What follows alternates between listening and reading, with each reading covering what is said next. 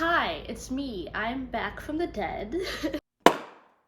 I took the past 2 weeks off. Mental health. I've had this channel for over a year and have never missed an upload, and I was just in a position where I needed a break for a little bit. And I also only read like 2 books in February because I was mentally all over the place. So I was gonna have a reading wrap up of 2 books. So I just skipped the last 2 uploads, but we're back. In theory, we're better than ever. So yeah. Today's video, we are bringing back book tags. The book tag that I am doing is from Steph Boer's channel. I will make sure to tag her video below, so go check that out. If you're subscribed to me and not her, that's confusing, so subscribe to her. We are following her book tag. Hopefully I give you guys some good recommendations for these different tags, and you guys can do it on your own. Leave any of your tag recommendations down in the comments. Do this on your own channel. Whatever you want to do with it. So we have 15 questions, and I did this video more romance centric because that is generally what Steph reads, is kind of nonfiction and romance.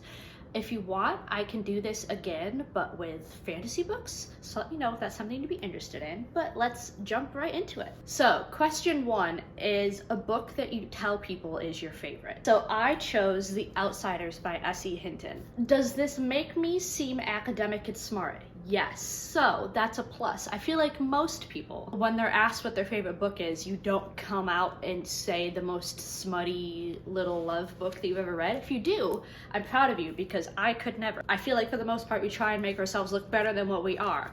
So does that do this? Yes, but this is also just generally a good book. I read this for the first time in middle school as an English requirement. I read this multiple times since middle school. It is also a book on the banned book list. So I think it's really important that people read banned books. That's an important thing. They're banned for a reason, usually because America and the government. Yeah, I think that that's a goal of mine for this year, is to read more books that are on a banned book list. I've read a solid amount. I've read maybe half of the books on the banned book list, but I really think that's something that more people should do more often. But yeah, a book that I tell everybody is my favorite. So then 2 is a guilty pleasure book. A guilty pleasure book for me is The Spanish Love Deception.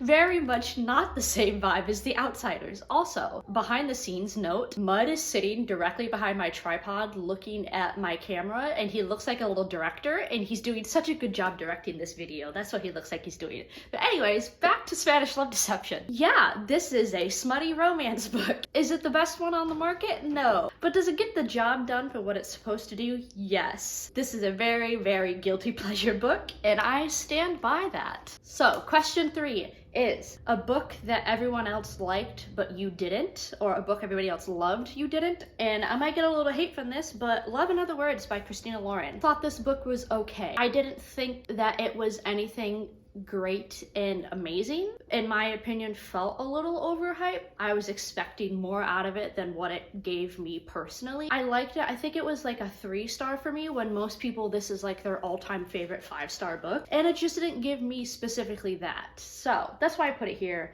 Everybody else loved it more than I did, but it's still good. I would still recommend it, but there's things I would recommend over this book. You know what I mean? You're picking up when I put it down. So then, question 4, a book you read the fastest. I chose It Happened One Summer by Tessa Bailey. I have read this book many times, and I think I read it all in one sitting the first time I did read it. It screams summer. So if you're missing summer, pick this up. It is enemies to lovers, grumpy sunshine romance, and it's one of my favorite books. I love it so much. It's a fairly small book, big font. I think I had this read in a couple hours. This is probably the fastest I've read any book that was more than 300 pages. So 5, a book that you think deserves more hype. I chose Binding 13 by Chloe Walsh. This is the first book in the Boys of Tommen series. Like Addicted Calloway, read this series. It gives me Addicted Calloway vibes in the sense of like fancy schools and yada yada and companion novel things and traumas that people are working through, but also make it sports. Instead of being like Kardashian famous of the Addicted, it's sports famous. Addicted, but make it a sports romance. This book is very large. This book is almost 600 pages, very small font, and I had this read in 2 days.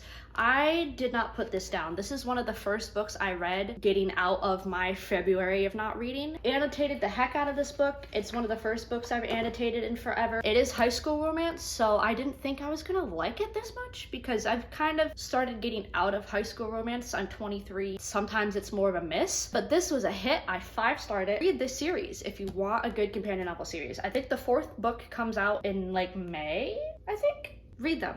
They're great, especially if you loved The Addicted Series. So then question 6, a book that is being turned into a movie or a TV adaptation. So Daisy Jones and the Six. I love this book. It is one of my all-time favorites. You want to watch the TV show, which I think when I'm recording this is either coming out in a couple days or like is just coming out like today. Read it. I am so excited for the show. I'm going to watch the heck out of it. Read the book. It's incredible. I also definitely recommend the audiobook version for this because it gives you a full, like, you're really put into the scene in the audiobook version. This is the first book I side annotated. I highlighted the side of the book because I would have used 47 packages of tabs if I normal tabbed this. But yeah, Daisy Jones and the Six. If you have not read it, get out from under your rock and read it. It's incredible. And watch the TV show.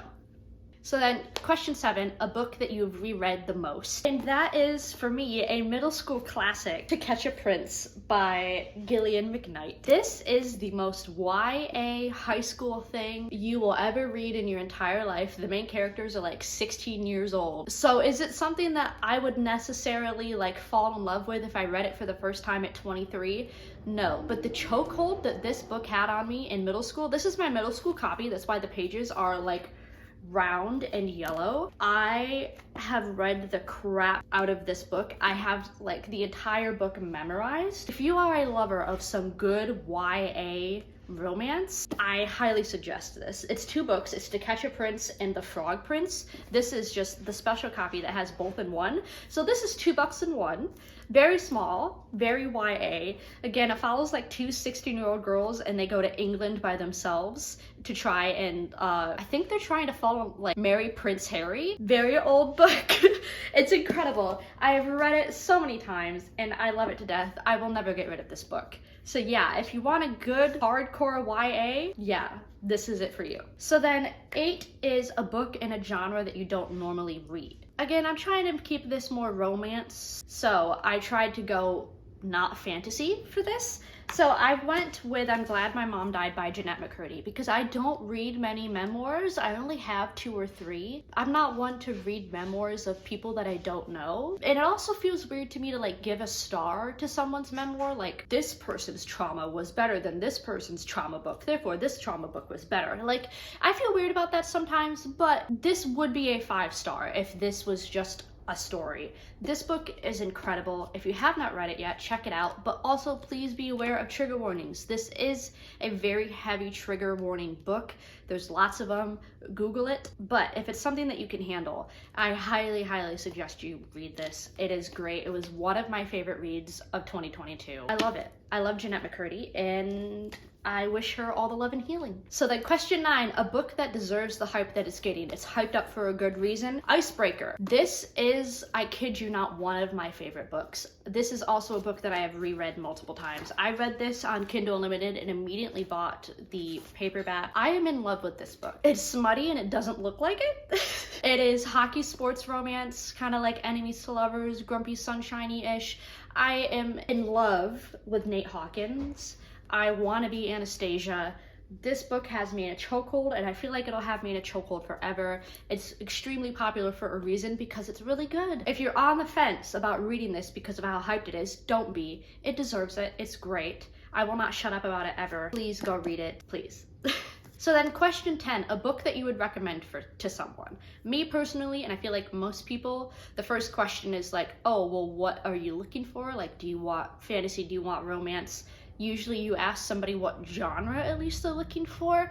But if I just had to point blank recommend someone a book, I would recommend The 7 Husbands of Evelyn Hugo. I feel like most books by Taylor Jenkins Reid are a good blanket recommendation for anyone because I feel like they have a lot of different elements of things, like other than fantasy, they don't really have fantasy, but I feel like Taylor Jenkins Reid is kind of a safe option for most people. And I'm also trying not to repeat books, or else I probably would have recommended Daisy Jones and the Six again, but Evelyn Hugo, I also love this book. My favorite books on the planet. I wish I read it sooner. You can't go wrong with it. I love it. If you haven't read it yet, please go check it out. I'm recommending it to you.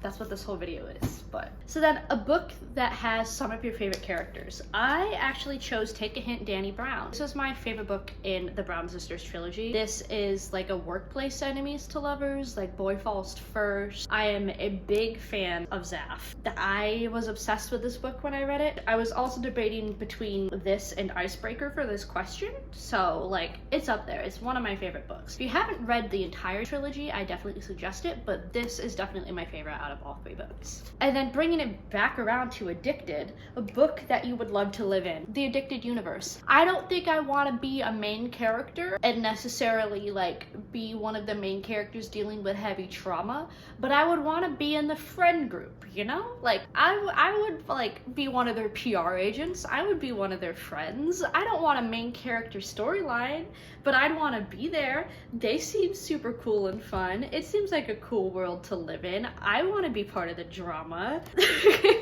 I don't want the trauma, but I want the drama. Yeah, Addicted. If you have not read this series, go check it out. Again, if you're a fan of this series, go read Binding 13 and the rest of the books because you'll love them. So 13, a book that you loved that you thought that you would hate. I chose Magnolia Parks. I didn't think that I was gonna like this as much as I did. Where I said drama, not trauma, that's what this is. This book has a sprinkle of trauma, but it is drama. This book is all the drama of The Bachelor just shoved in here. It is the most annoying high school drama miscommunication that you could ever want.